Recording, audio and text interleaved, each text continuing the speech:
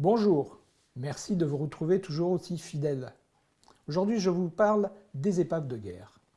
Savez-vous qu'à travers les mers du globe, il existe plusieurs millions d'épaves et parmi elles, de très nombreuses épaves de guerre. Parmi ces épaves de guerre, toutes n'étaient pas des vaisseaux militaires puisque de nombreux cargos ont été réquisitionnés par les armées. Qui aurait dit que ces mastodontes destinés à semer la mort à travers le globe hébergeraient aujourd'hui la vie? Le problème avec ces épaves, c'est qu'il reste du pétrole dans les cuves. Avec la corrosion, même avant l'effondrement de l'épave, le pétrole peut commencer à suinter et déjà polluer le récif artificiel lui-même.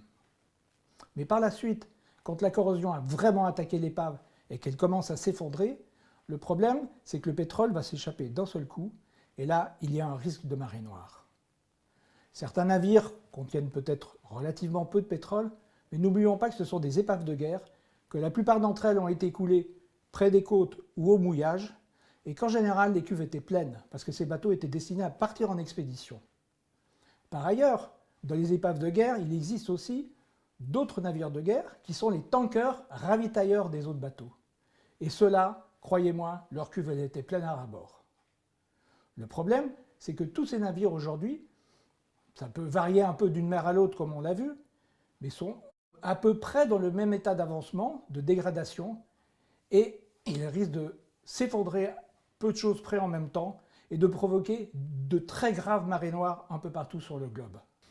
Face à ce danger qui menace la biodiversité, nous devons réagir.